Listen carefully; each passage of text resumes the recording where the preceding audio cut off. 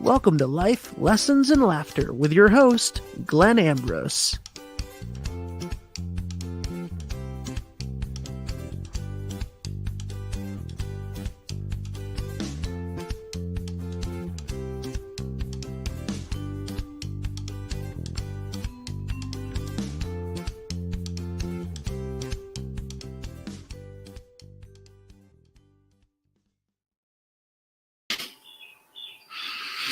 Hello, everybody. What is happening? How are you? How art thou?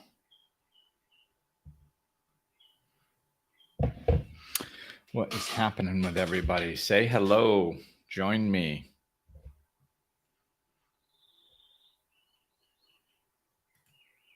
Comments. Comments, questions, concerns. Throw them out there. Where are you from? How's your week going? What day is today? Monday. Never mind. How was your weekend? Hey, Deidre. My Dominican Republic neighbor. So I know where you are, Deidre. Somewhere in the Dominican, you might be. No, you're probably around Cabarete, I would imagine. I don't think you're off on one of your adventures at this particular moment. This, it's so beautiful. I guess, I'm going to give it a couple minutes so people join. But, I went to a seminar, which I'm sure you've been there, Deidre, to see the whales. And it's amazing. It blows my mind what the Dominican Republic has to offer. I have not ventured very far. Like Seminar was like a 4-hour drive for me, and that's the furthest I've gone. But other than that, I haven't gone, really more than an hour and a half, 2 hours away probably. And there is so much that I haven't seen yet. We're constantly driving by these amazing things going, oh, we got to check that out. Oh, we got to check that out. Oh, we got to check that out. And I'm not even I haven't even checked out the stuff that's within an hour of me yet. And there's another, 100 things that I've seen in a couple hours from me that I haven't checked out. So yeah, this country is absolutely amazing. So today I would love to get, some good participation going in this, because this topic is broad and it varies so much. So if we have the participation that kind of directs the energy where this conversation goes, it's going to be very helpful. So what I'm talking about is life. Life. Are you happy with your life? Are you happy where you are in your life? Are you happy with life? It depends on your perspective. A lot of people are very fed up with life right now. And another way they phrase that is they're very frustrated with the world right now. So what I'm kind of doing with this topic is I'm kind of not only do I want to give some helpful hints and advice and guidance to people who are not happy with their life, as far as possibly specifics in certain areas, because I believe that the coaching that I do has to be practical. Otherwise, what's the point? What am I what am I going to do? Say, oh, well, you just think happy thoughts and everything will be fine. And, and there's even some truth to that statement, but how do you take that and apply it in your life? You kind of don't. Like you can't really just, oh, okay, thank you, Glenn. So I want to make this stuff practical. I always do. I always want to make stuff practical. So, you know, so I want to come at it from that perspective, like, which participation would definitely help with is, really making it practical, how to enhance your life now. Before I changed the name of my business to Glenn Ambrose Life Coaching, it was Life Enhancement Services. And there was a lot of thought that went into that name. It's life enhancement. Like you already have a life, you want to enhance it. So it takes your participation to enhance your life. So yeah, like I said, I just want to come at this multiple angles of not only the practical day-to-day guidance that I can help people with, but also the overall perspective on, because our perspective is literally our reality. I always say literally when I say that for a reason, because I've said it 100,000 times, and I'll say it 100,000 more. Like, your perspective is your reality, not kind of, not sort of, not sometimes. It literally is. Like, you can be your whole entire, I experience this. So one of the, this actually happened to me when the first time I attempted to move up to Rhode Island, but couldn't stay sober and ended up back in Florida, like 20 years ago. And I had gotten sober for a couple months, I think. And I don't even remember if it was before I got sober or after I got sober. I think it was after, but I'm not sure. But anyway, I went to bed one night and I was overwhelmed the whole day before about my life. I didn't have a job. I couldn't see my son.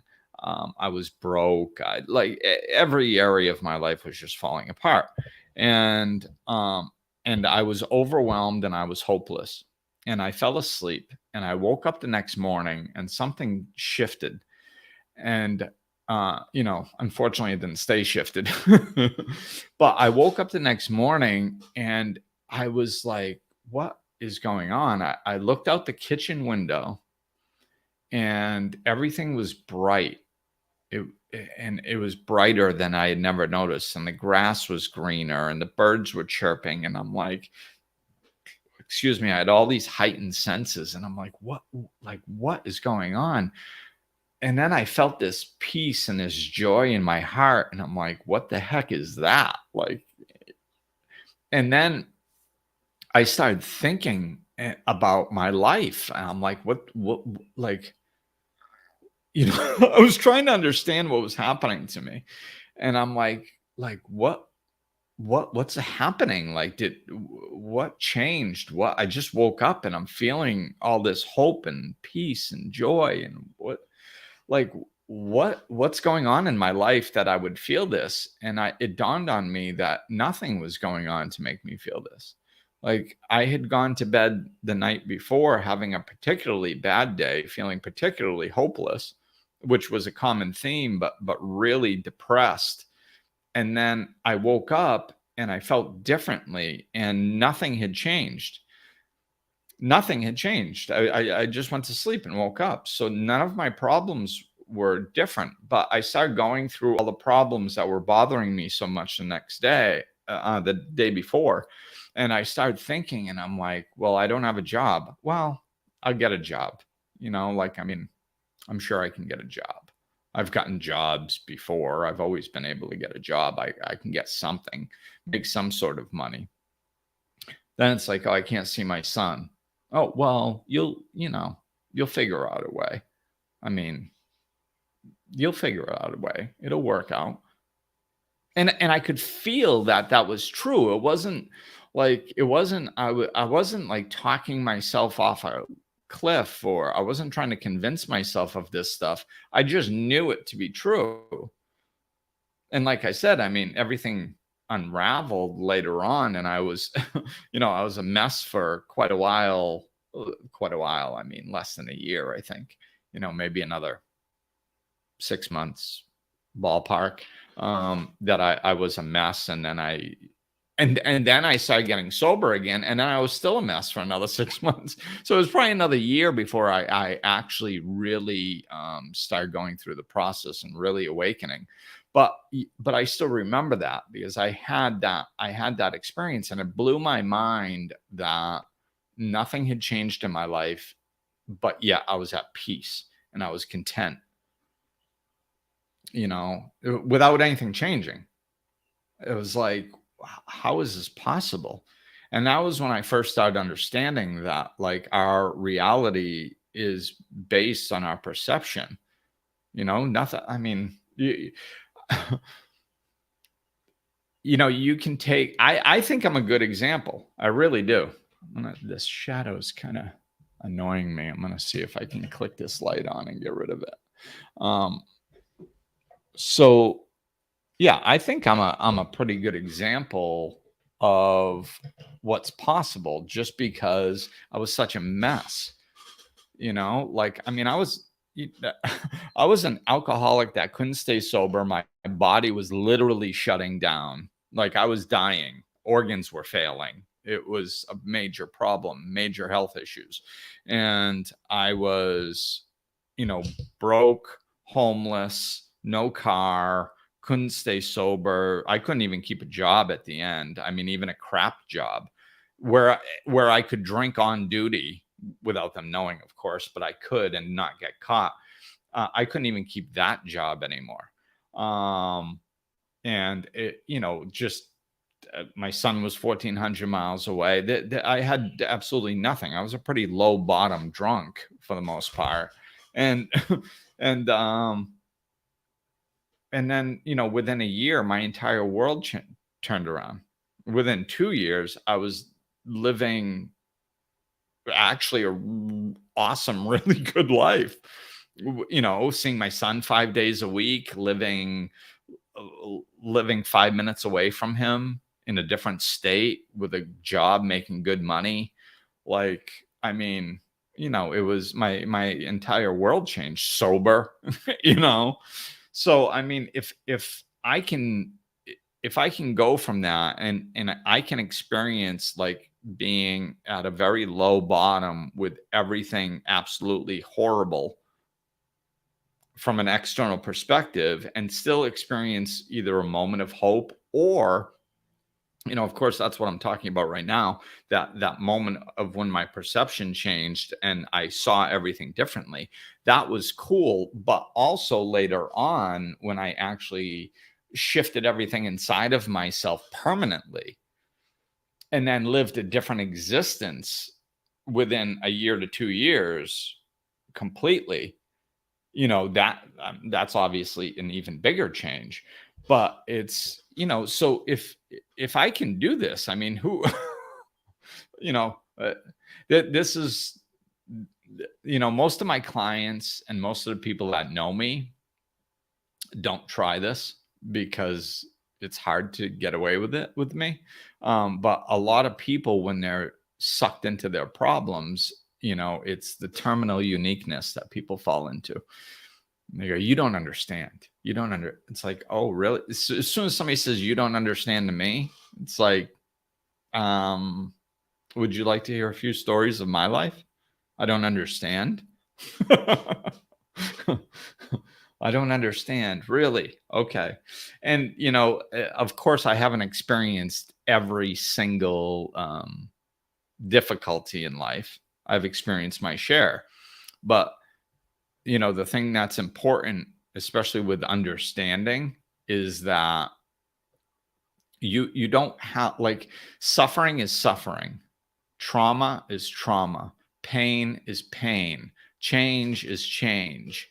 Happiness is happiness. Like, it doesn't have to have the exact, like, the terminal uniqueness mentality. People fall into it, and it doesn't make sense. Like, of course you can bond better over somebody that has a common specific difficulty, But it's not the only way to bond with somebody. It's not the only way to deeply understand somebody. Of course, an alcoholic is probably going to bond with an alcoholic. I'm talking on a sober level. Sober alcoholics will bond with a sober alcoholic because they have a similarity. There's a vibrational rate to everything. So yeah, a lot of times you can connect with somebody that has gone through the specific same thing as you. But I mean, I think if somebody is a life coach, you need to learn to connect with people through the suffering, not the flavor of suffering. Because I mean, I've helped many women with female specific issues, even though I'm not a female. I couldn't possibly have gone through what they've gone through, but I can have understanding and compassion. And suffering is suffering. I've suffered. You've suffered. If it's intense, you can bond over the intensity of the suffering, So we've all gone through our stuff. And there isn't somebody that can play the you don't understand freaking game. That's that's self-pity BS. That's what that is. And we have to get over that.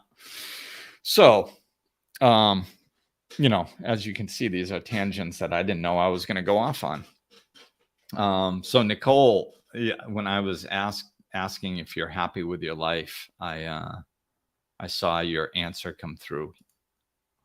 Yes, I am. All of the above. So, I was asking, are you happy with your life? Are you happy where you are in life? Are you happy with life in general? How it's unfolding.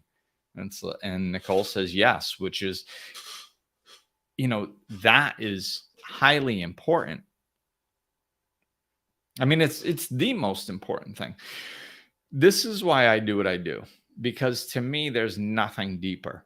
There's nothing more important than having peace in your heart and walking through life happy. Literally, there's nothing. Because what if you...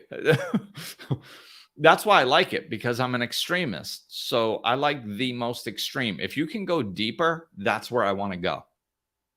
So when I found this, and I'm like, okay, there is nothing deeper here. There is nothing bigger. There's nothing more profound. There's nothing more important than peace and happiness. This is what I want to focus on for the rest of my life. And, it's been 19 years or something, 18 years. I don't know, 18, 19 years. And I still feel that way. Like I never get bored of it because I have yet to find anything that's more important. It's like, some people say your health is more important. No, it's not. Your health is not more important than your peace or your happiness. Because what if you have your health and you're miserable? Well, you can't enjoy your health. What good is it? Money? No. You can have all the money in the world, but if you don't have peace and happiness, what's the point? You're miserable, So you die in a really big empty house because nobody wants to be around you, or you don't want to be around anybody else, or a shack. It doesn't really matter, so there is literally nothing more important than peace and happiness. So if we make this a priority, then we can go in the direction of peace and happiness. And quite frankly, this is, I think I just figured out why I decided to do this topic, because I didn't know why. It just popped up like in my head 45 minutes ago or something. And then 15 minutes ago, I hopped on and said, yeah, I guess I will. But it's this happiness. We have to put energy towards that. And that's what was coming up a lot like last week and just recently, I'll say. So lots of people aren't happy, right? And I think maybe partially it's becoming more on my radar because I have so many offerings now. Like I have this podcast that's free. There's probably 250 episodes out there. People can listen to them wherever and watch them wherever. I have a book you can pick up for like $20. I have a 10-part recorded course you can watch anywhere in the world for $25 online at glennambroseacademy.com.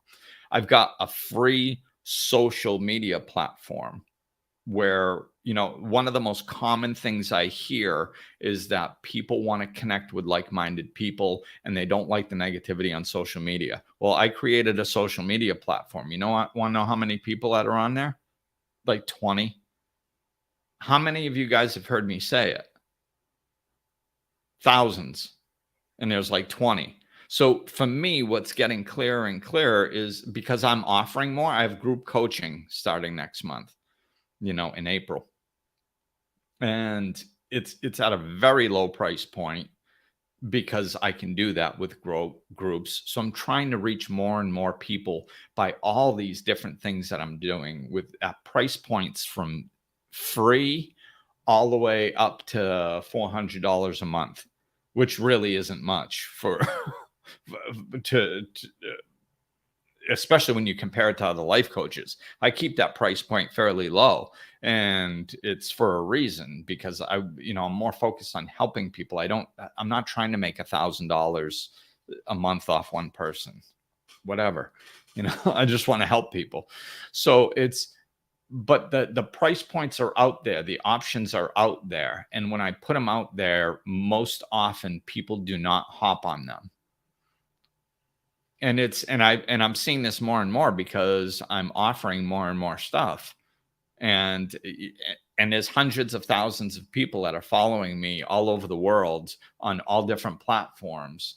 And it's just such a small percentage of people that are taking advantage of what's out there. I mean, of course, they're taking advantage of the free podcast. That's why I have all these people following me, right? But the free platform, the $25 course, the book, the group coaching, the one-on-one coaching, I'm not saying this because my business is doing bad. My business is fine. It's just when I'm putting out all this stuff and there's so little people actually doing it, but there's so many people complaining about their lives. It's where's the disconnect here? So one of the things that I caught myself saying, and this is another thing that kind of comes at another direction, is if you don't like your life, what are you doing to change it? So that is actually a secondary reason why I'm doing this. All the reasons I'm doing this show are coming in now. So it's I've been asking that a lot. And I think I probably said this about 5 or 6 times within the last 2 weeks in different scenarios. If you were to ask 1,000 people, do you want to be happy in your life? You'd have 1,000 hands go up. Everybody wants to be happy, right? But if I asked a follow-up question with those same 1,000 people and I said, okay, what have you done in the last week to bring happiness into your life? Most people, I would usually get an answer kind of like, what do you mean? That's you. Well, what do you mean? And that is where it's okay, so everybody on the planet wants peace in their heart and to live a happy life. Most people, if you ask what you've done in the last week to make your life happier, they don't even understand the question. What that tells me is that people don't know, they don't put any energy. How can you put energy towards something if you don't even know what putting energy towards something is? You don't even understand. When somebody asks you, did you put energy towards that? And they go, what do you mean? Then you didn't. You didn't. Let me answer the question for you. If you don't even understand what I mean by when I ask, then you obviously haven't done it, right? So this is what we need to do. And don't get me wrong. I mean, there's some people that are fine with their lives that might not understand that question, right? So because people do learn through growth, through just experiences in life. For the most part, I think my family is a good example of that, other than me. My family, what they would do is they would go through life and they would experience something. And then on the other side of that experience, especially if it was negative, they would learn from it and then not do it again and shape their. That's kind of what I saw from many people that were functional, that basically did well out in life. That's kind of how they did things. They learned as they went. Now I didn't do that. um and I think a big part of that was the alcoholism. It's like they say, basically you stop maturing when you start drinking if you're an alcoholic. So I stopped drinking. I started drinking at like 15 or something. So I really stopped developing emotionally and on how to deal with things then, because I dealt with things by drinking. If I was happy, I drank. If I was upset, I drank. If I was sad, I drank. So I didn't learn coping mechanisms. I learned all that when I got sober, all at once, which was a rush. Uh, but most people learn as they're growing. So I mean, if you're living a happy life, I mean, God bless you. That's cool, man. I've got, I support you 100%. You probably learned as you went. And I think that's wonderful. But if you're not, you need to do something about it. You need to take action. You need to put energy towards it. Everything is energy. And, different times I use energy to explain things because it just simplifies everything. Literally everything is energy. And you might not understand that happiness is energy, like maybe on a scientific level, maybe you can't comprehend that. That's fine. You don't have to. It's just, if you put energy towards it, it expands. Okay. So if you don't have to understand it scientifically to understand the dynamics of it. So if you're happy, or if you want to be happy, then you do things to make you interact with life in a happier way. So like if you're in a relationship that sucks, okay, you're in a crappy relationship, then you can't, it's very difficult to walk through life in an unhealthy relationship and be happy.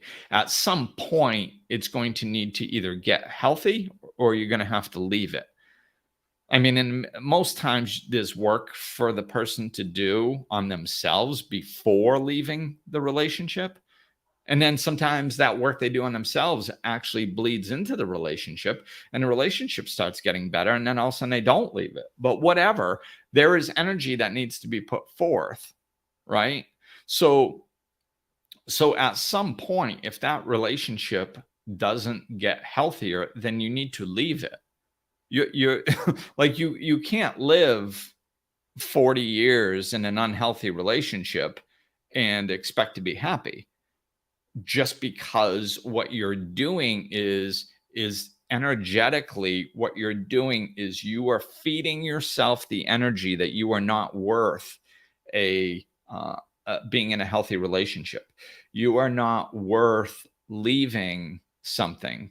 You're not good enough to get another relationship, or you're not good enough to have a good relationship, or you deserve the abuse that you're taking, or whatever. There's so many so many different versions of this. But what the point is if you are in an unhealthy relationship, you're exposing yourself to unhealthy behavior. That's feeding negativity. So what you have to do is you need to feed positivity. You need to start working on your self-esteem. Why do I think I deserve to stay in this? Because I don't. I deserve love. I deserve peace. I deserve happiness. Oh, okay. Well, what can I do to raise my self-esteem? What can I do to raise my self-love?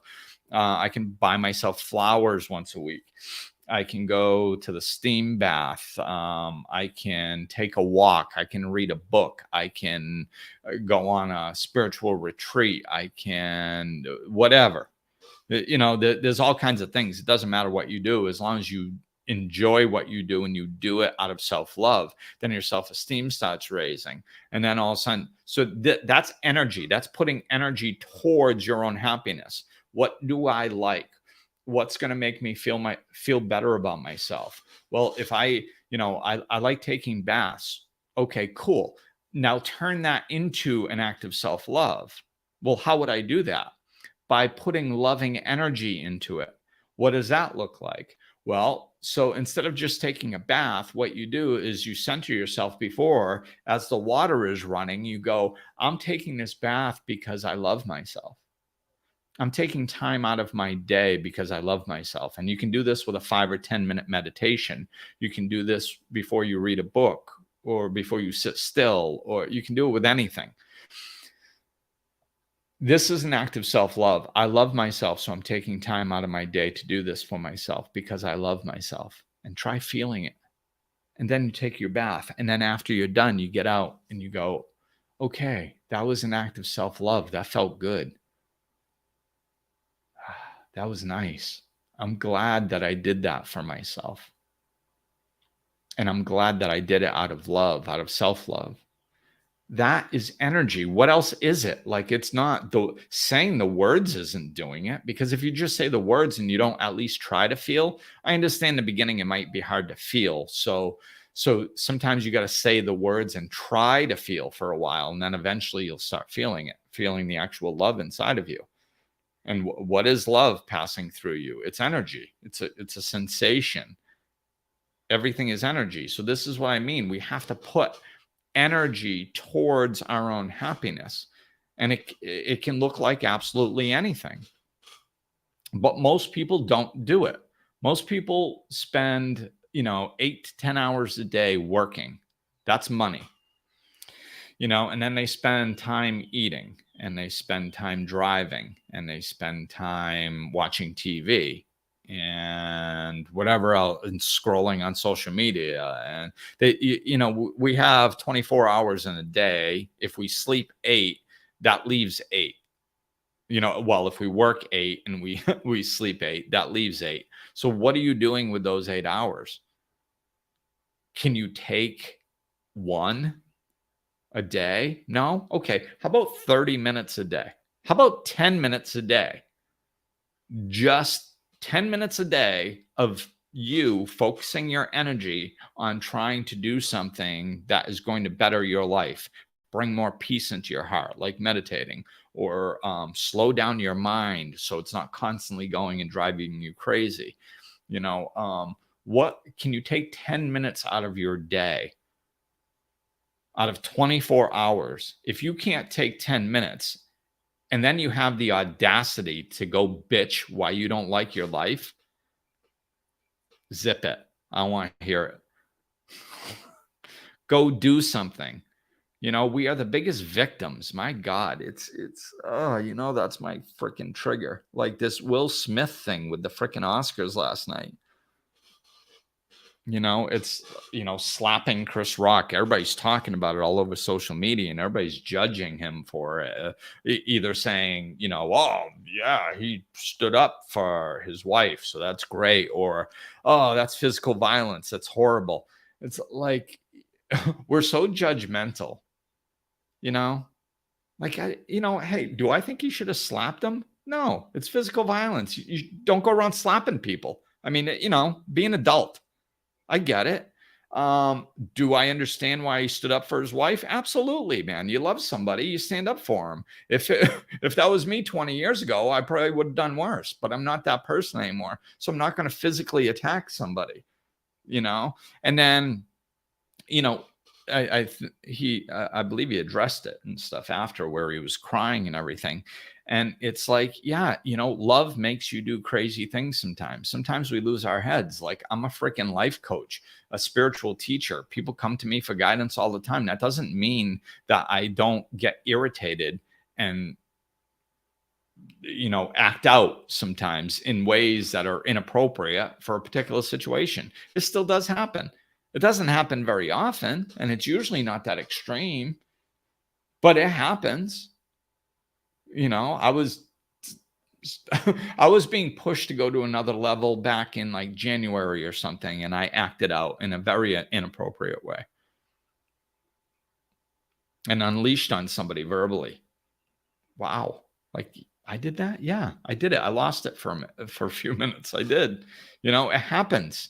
Like, so, I mean, I'm not judging Will Smith. I think the guy, has a lot to offer. I think he said a lot of good things. And now, do I think what he did was right? No, I don't think he went about it the right way. I don't think physically attacking somebody is the right way to do it, but I'm not going to judge him for that. I'm not going to, who am I to judge? Like, what, who are we to sit in our ivory towers, pointing the fingers at Will Smith and everybody else going, they shouldn't have done that. Oh, really? So you've never done anything you shouldn't have done? Never? Lucky you. Stop throwing rocks if you live in a glass house. We go on social media and act like we're so self-righteous and I would never do something like that. Really? Let's go through the past 5 years. Have you ever done anything inappropriate or stupid that you're ashamed of and you wish people didn't know about? Or maybe nobody does know about it? We all do stuff. So let's stop judging and start working on ourselves. So what else? What was I going to talk about? So yeah, all right. Yeah, this was another thing. It's crazy how all the reasons why I chose this topic start streaming in once I start talking. Yeah, I saw a post earlier about being an entrepreneur, owning your own business. And it was, it was saying you don't understand, which is always a red flag. You don't understand what it's like to have your own business and to be an entrepreneur. And this guy, I think it was a guy, and I think he was maybe in Australia or somewhere. I don't know how it came across my news feed. Maybe so I would do this topic tonight. But it was just all this stuff about, and I mean, there was some truth to a lot of it, some truth as far as how difficult it can be to run your own business. But it was such a victim mentality and it just painted such a horrible picture. And it's like, man, take responsibility for your life. I'm worried. I'm worried about people that are going to think that are going to take it personally if I don't get back to a email that came through quick enough. Like this was some of the things that he listed, I'm worried that somebody's going to judge me if I don't get back to their email quick enough. Well, that's your problem. That's not a problem of entrepreneurs, because not all entrepreneurs feel that way. And that's not society's problem or the person who sent you the email's problem. That's your problem. So you fix it. Like this is what I saw with the theme. I should have saved that post, but there was a theme of what he was writing, and most of it he's talking about how the stress is coming at him, and the stress is, and you don't understand. It's so hard, and the stress. It's like, and I work too many hours, and it's like, take responsibility for your life. Like, I own my own business because it's what I should be doing. Like, I'm one of those people that does not work for other people well. I just don't. I never have. I mean, I can, but I don't enjoy it. So all the extra work and all the other stuff that I need to do to run my business, it's worth it for me. Is it easy? No, it's not easy. It's way harder. And I mean, I will be the first one to stand up and say, listen, if you're not an entrepreneur, you probably do not understand how difficult it is to be an entrepreneur. You probably don't understand all the different assets. Not probably, you don't. You don't understand all the different things that come in. Sometimes you have to be a boss and a worker, and you have to wear many, many hats. And a lot of times you have to, you're sitting there doing stuff after work hours, and it's not easy. It's not easy, but nothing that's worth anything is easy. I mean, it's not easy going to work and have your boss tell you what to do all day. That's not easy either. It's not easy on either side is my point. No, being an entrepreneur is not easy, but that doesn't mean that it's like we should be a victim and we have and we have to go out to the world and say, you don't understand me. I work really hard and I'm putting enormous amounts of stress on myself to try to live up to your expectations. Feel bad for me. No, nobody's going to feel bad for you. You're choosing to be an entrepreneur. If you don't want to do it, don't do it. Go work for somebody else. We got to stop this complaining stuff and start taking responsibility for our lives. I think that is, everybody complains about the kids and that we don't hold them accountable to anything. This is my generation's shortcoming. We do not hold the younger generation accountable to anything. Why? Because we don't hold ourselves accountable to anybody, to anything. I've never in the history, just going back, not trying to romanticize the past or anything. I don't think there was ever a generation that was attached to the victim mentality as ours is. It's atrocious. We blame everything on everything outside of us. And I mean, I think I get it. I always take a step back as to why this stuff is happening. And it's all part of the spiritual shift. Like Michael Bernard Beckwith, I believe, has 3 stages of spirituality. And stage 1 is getting through the victim mentality. And then stage 2 is stabilizing our earthly structures as a leaping off point to step 3, which is really living our purpose and giving and blah, blah, blah. So we're in the middle of a gigantic spiritual awakening that's happening globally. And what's happening is we're in stage 1. This is why everybody's a victim. It's the government's fault. It's being an entrepreneur's fault. It's my boss's fault. It's the government's fault. It's the red tape's fault. It's the corporate America's fault. It's the Pope's fault. It's freaking somebody's fault, but it ain't mine. That's the point. And then we wonder why our kids are like that. It's amazing. Like how many teachers I saw raising my son that would not take responsibility for their own actions. And all they kept doing when they were wrong in certain situations. And all they kept doing was, your son needs to take responsibility for his actions. It's like, no, he doesn't. And you need to take responsibility for your actions. And you're pointing the finger at him, telling him to take responsibility for his. Are you out of your freaking mind? And I mean, hey, I'm not saying all teachers are bad. There's wonderful teachers out there, but that was part of my experience, bleeding into our younger generation. We have all these, and I understand why it's happening, that the teachers are under fire, man. I've said this tons of times. Teachers and the healthcare workers like nurses and stuff, they are the biggest hearted, most wonderful people because they chose a profession to try to help others. So they're very warm-hearted, loving, wonderful people as a general rule. Of course, there's exceptions to this, but they generally are wonderful, loving people with big hearts that went into these professions to try to give and try to help and all this stuff. Unfortunately, what we don't know how to do yet is how to be a good person and how to help in a healthy way. So all we do is just give.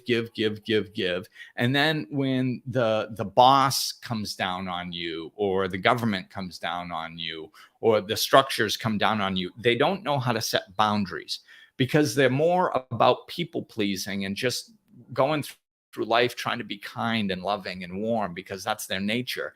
But that we need to couple that with loving strength. We can't be weak.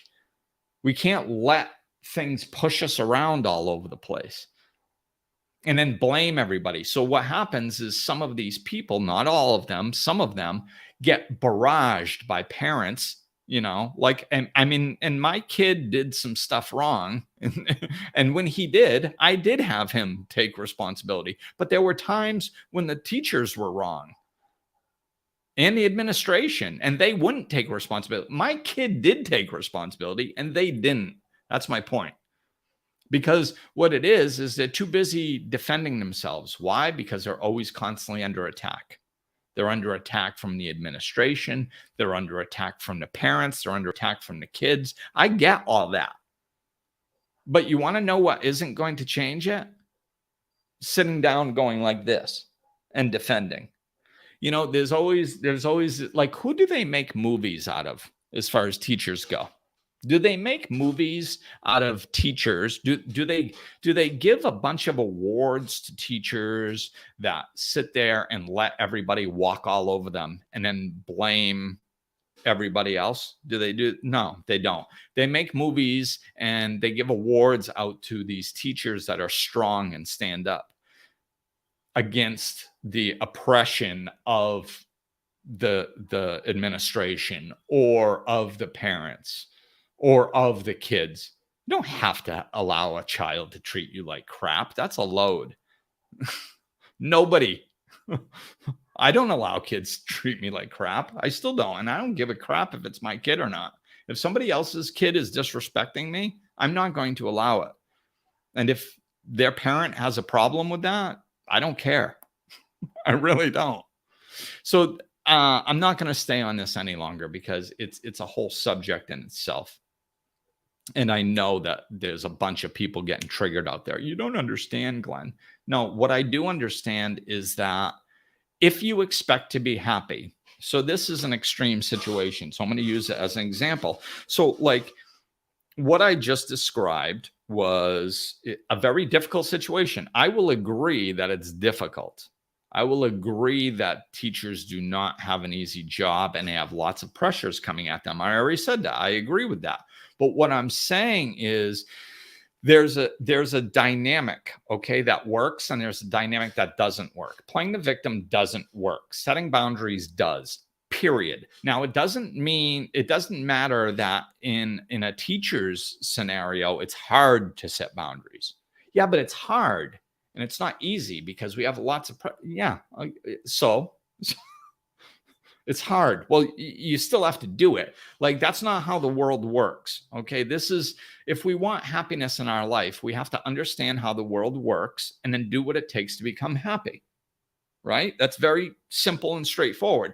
So if you're a teacher and it doesn't matter, man, like I said, healthcare workers, and those are just the most extreme because they're the most loving, wonderful people that have the most difficult jobs. So it's the most extreme. So I know it's the hardest for you guys. I get that. And I feel for you. But what I'm saying is it doesn't change the dynamic. And I'm using this as an example because if people can see, hopefully, if people can get the message that I'm trying to portray here, and they can see that in this dynamic, there's specific ways the world works. And if we align to them, then we have the possibility of peace and happiness in our heart. And if we go against them, we will never have peace and happiness in our heart. That's all I'm trying to get to. So if you can see it with the teachers and the healthcare workers, hopefully everybody else can take this lesson and apply it into their lives too. You know? So what I'm saying is I understand that it's difficult. I understand it's an extreme situation. I understand that it's not easy, but it doesn't change the dynamics. You cannot play a victim. You cannot fall into defense mode at all costs and expect to be happy. You can't. You need to set boundaries. And I don't give a crap what that looks like, and neither should you. Why? Because of what I said at the beginning of this. Because there's nothing more important than your peace and your happiness. So it sounds like I'm coming down on teachers and nurses, and I'm not. What I'm trying to do, if you can lower your defenses enough and hear what I'm trying to say, I'm trying to give you the answer to how you can be happy. And how you can be happy is setting boundaries, not allowing people to treat you like crap. You can't allow it and expect to be happy. And if that means finding another job, then go find another job. Oh, yeah, but that's hard. I always wanted to be. I don't give a crap. Stop making excuses. Either set some boundaries and learn how to manage your own existence so people respect you, or find another job and do it there. But don't walk around going, you don't understand, I have to. No, you don't have to. You don't have to be treated poorly. There are teachers all over the country that are not treated poorly. And what's the difference between them and you? Well, it's their boss. No, it's not. It's that they won't stand for it. I will not stand to be treated poorly. I won't freaking stand for it ever. It's not going to happen, period. Why? Because I value myself too much. And I value my peace and my happiness too much. And I am not going to sacrifice that for anybody or anything. I don't give a crap if it's a job. I don't care if it's money. I don't give a crap what it is. I'm not going to allow it to happen. It's not going to happen. And this is how we need to start looking at our lives. We actually have to take responsibility for our lives. We have to start acting like our happiness and our peace is the most important thing, because it is. Instead, we go, yeah, but I need money. Oh, okay. So money's more important than your peace and your happiness? I didn't say that. Yeah, you did. You did. If you allow yourself to be treated like crap because of money, then money is more important than your happiness. It is. And I'm not saying that you need to run out and quit your job tonight or tomorrow. That's not what I'm saying. You know, I am a spiritual realist. There are ways to do this. You can keep your job. I'm not saying that you can't allow yourself to be in a crappy environment ever. Like, if you woke up and you don't like the environment you're in, well, that doesn't mean you have to sprint out the door and change everything about your life tomorrow. That's foolishness. Okay. And that's what your ego tells you to keep you stuck. So there's a middle ground. If you have a job that you don't like, start looking for another job. If you think your entire career, like if you're a teacher and you think that there's no way you could teach at a school and actually be respected, which I'm sure there is, but whatever. First, I would say look into that and actually see if that's true, because it's not. But whatever. Like if you're jaded enough or you've experienced enough where you're just done with the teaching thing, then fine. Go, people change their careers at 40, 50, 60 years old all the time, especially nowadays, especially during COVID.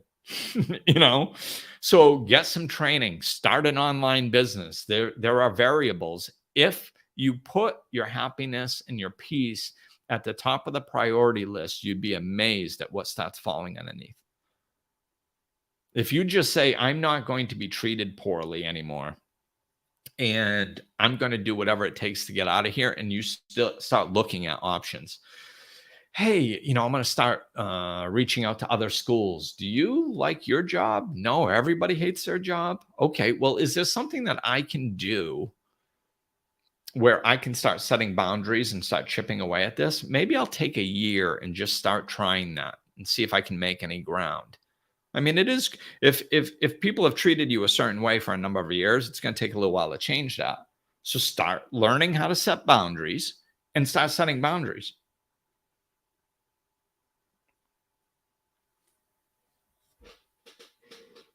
If you don't want to set, if you don't want to keep your job, then start an online business. Start, getting trained in another job, whatever. Do what's going to make you happy is my point. If you're in a miserable situation, start chipping away at getting out of it. People act like being in an unhealthy situation is like a life sentence. And they do it with jobs. They do it with relationships. Oh, well, I went to school when I was 20 years old, and now I'm 35 and I don't like my job. I guess I screwed up my life. No, you didn't. I got sober at 35. I started my business in my 40s. I don't know how old I was. I think early 40s. You can change it. You can be happy. It's attainable. It always amazes me how low life coaching is on people's priority lists. Like when COVID hit, my business took a hit. Why? Well, because that's the first thing that goes. People look at life coaching like a luxury. People are often worried about the money when it comes to life coaching. And it's like, how much is your car payment? Like, you know, could you let, well, $500 a month, really? Could you go get it like a used car for like 200 a month and spend the other 300 on life coaching? I mean, what's more important? Driving a brand new car that's nice and shiny, or driving a used car and actually having like a happy life? This is, and I understand that not everybody is going to perceive things the way that I perceive them, but this is my podcast and I'm trying to share perspectives. And it's not from a life coaching standpoint, it's from an experiential standpoint. I wasn't a life coach for many years when I was on this spiritual walk. I was the one paying, I was the one putting out, I was the one finding, I was the single parent and, working jobs trying to make ends meet that made my happiness and my peace the number one priority in my life. While I was a single parent, while I was collecting food stamps, while I was working jobs that I hated, I've done that. Like, I've been there. I've scraped pennies together to try to go to a workshop. I've done all this stuff. And that's why I'm here. This is why I'm living the life that I'm living, is because I treated it with that much importance. So if you're happy, freaking cool, man. Awesome. Keep feeding it. And I recommend, if you're happy, look around, man. See what you're doing right. I love learning from success. See what you're doing right. Why are you happy? Understand it so you can duplicate it and keep it flowing. If you're not, start acting like it's a priority. And I don't give a crap if you hire me. I want people happy. I don't need a bunch of people to hire me. If a ton of people came at me, I'd have to try to figure out how to handle it. I've got enough. This is why I'm doing a group coaching, because I can reach more people without putting too much more of a workload on me, and people can afford it better. It's like a win-win for everybody. That's why I decided to do it. Everything in spirituality is a win-win. So I can help more people and still pay my bills and have a little extra money. And everybody else gets access to my teachings and what I do at a lower price. And there's a group support system and all this stuff. It's a win-win, right? So I'm doing this not I just, to me, I don't like being sold. So whenever I start talking about things that apply to life coaching, especially like my business, I kind of feel like I have to give this caveat and say, hey, listen, this isn't a sales pitch. I don't give a crap if you hire me. I really don't. I mean, I have enough clients. I'm doing fine. I've got room for a few more, but I like that. Yeah, sure. If a few more come on, great. But more than a few, I'd probably stop it. I don't know, because I'm not going to be working insane hours to try to help people. Again, this is why I'm doing a group coaching. So I'm not talking about hiring me as life coach as the only thing and trying to boost my business. What I'm saying is, I don't care what you do. I don't care if you take bubble baths. I don't care if you read a book. I don't care if, it doesn't matter what you do. And there's tons of free options out there that don't cost anything. But whatever you do, make it a priority. That's all I'm saying. Make your happiness and your peace a priority, because you deserve it. I mean, we are on this, I lived many years hating myself. Literally just hating myself, battling depression and frustration and overwhelm, and thinking I was a piece of crap. And if anybody found out what was going on inside of me, they would all hate me and I'd be left on a corner somewhere. And I don't know. Just the self-loathing that I've been through in my life is just insane and off the charts. I think back on it. It's like, I don't even believe I survived, quite honestly. And I almost didn't a few times, suicide was on the table and attempted. So like, I've been through all that stuff, and it's just such a waste of time and energy.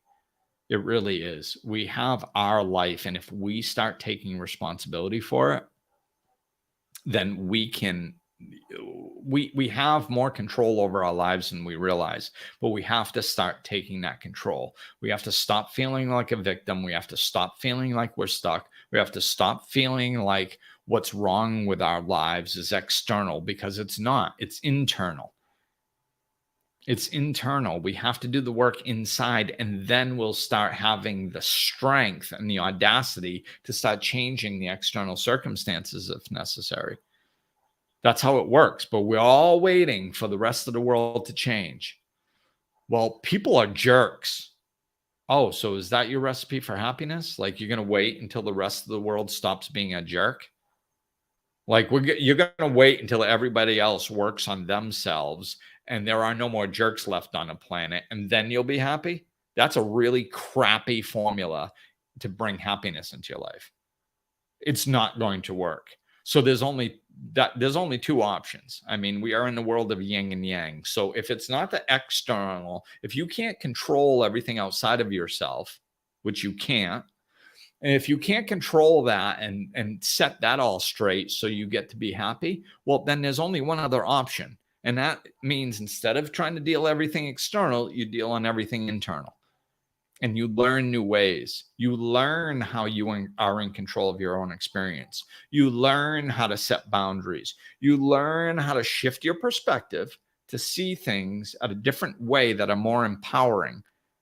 Spirituality is all empowerment. It's the most empowering thing you'll ever experience, guaranteed, because there is nothing more empowering than it. There's nothing more empowering than your own power. When you feel the alignment with the entire universe and that you can create any life that you want, there's nothing more empowering than that. And this is the truth. This is what I want to get across to you guys.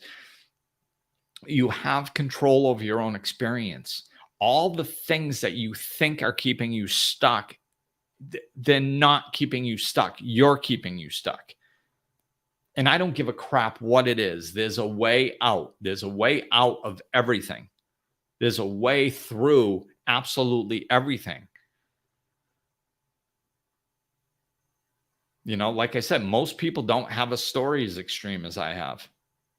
So I'm living proof that you can make it. And I'm not the only one. I mean, like, look around. There's that, I can't remember this guy's name. I want to say Simon, but I'm not sure.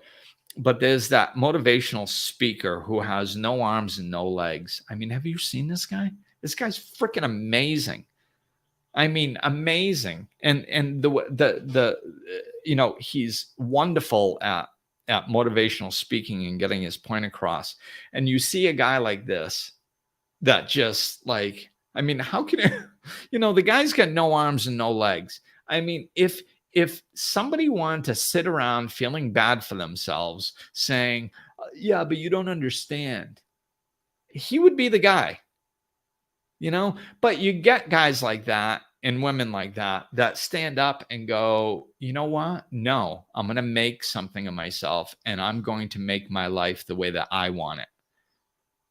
It's not, I think I like this image and this mentality. And I think he actually says, I haven't seen this guy in years, but he just stuck in my brain.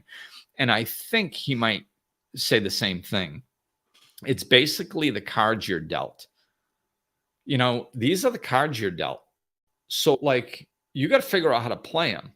But what we do is we sit around and we go, well, I don't like my cards.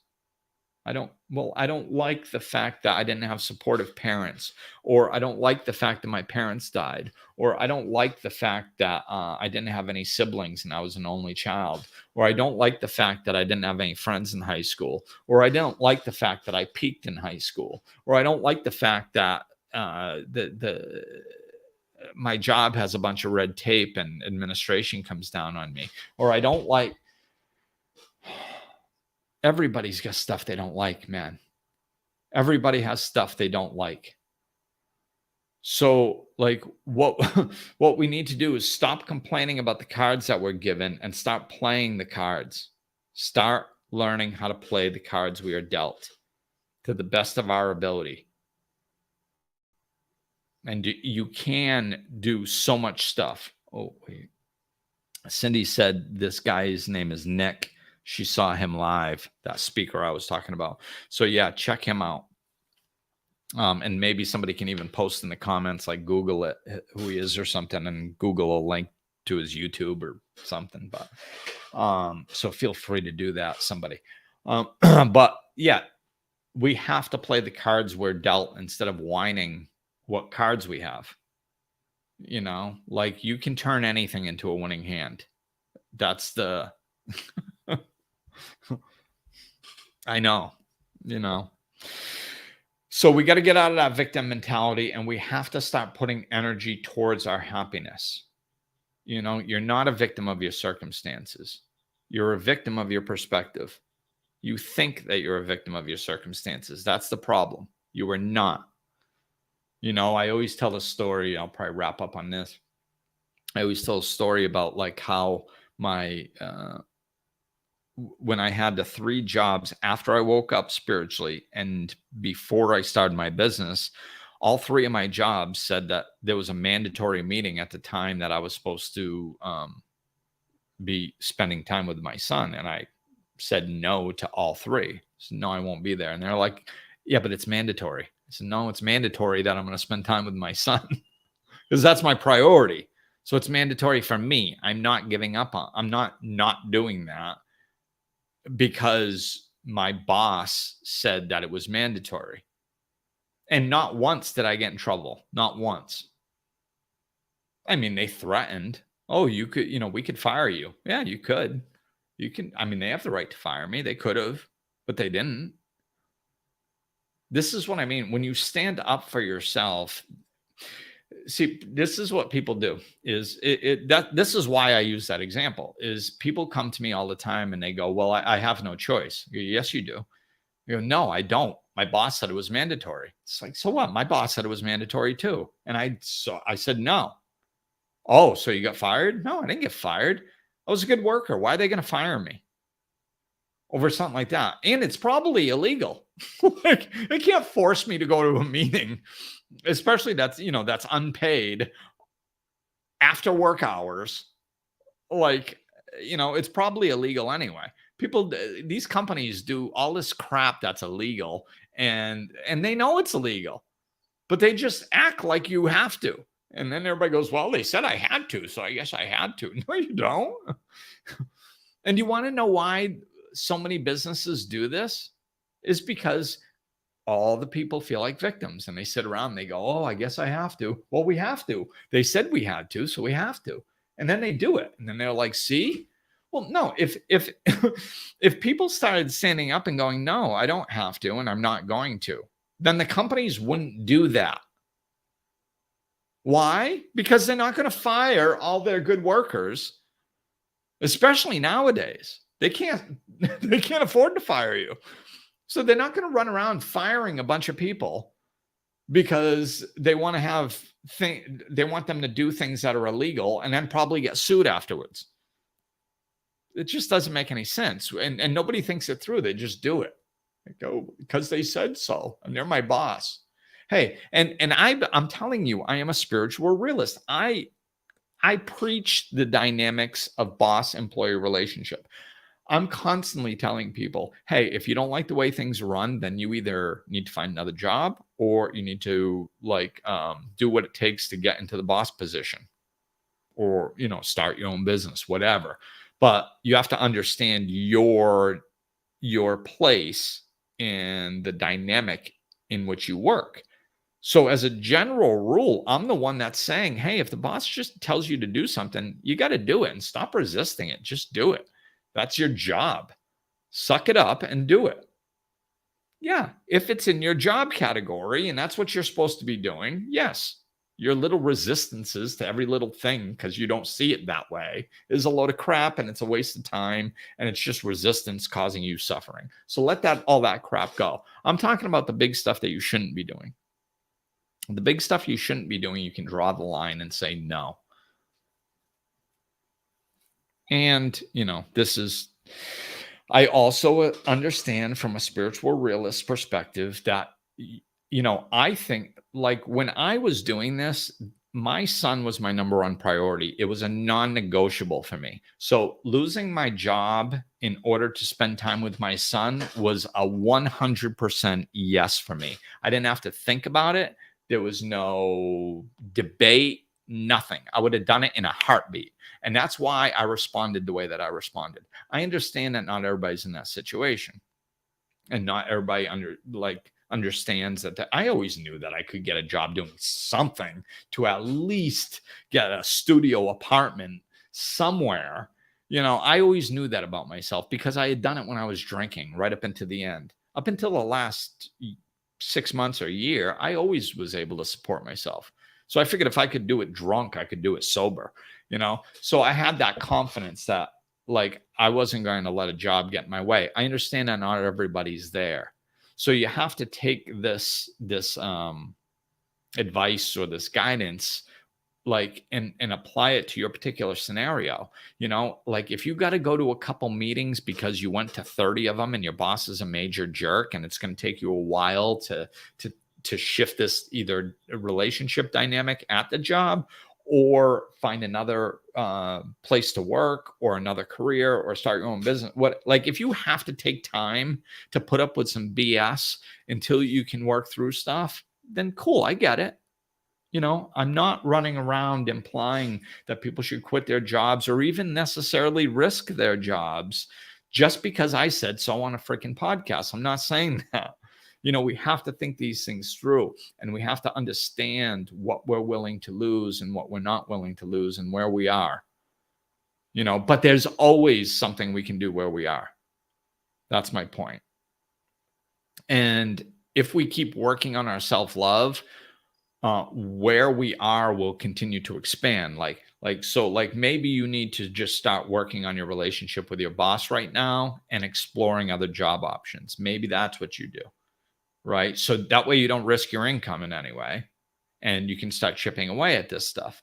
And then maybe it's 6 months or a year down the road where you either have a backup job or whatever. Your dynamic has changed. Your confidence is up, whatever, this is a process.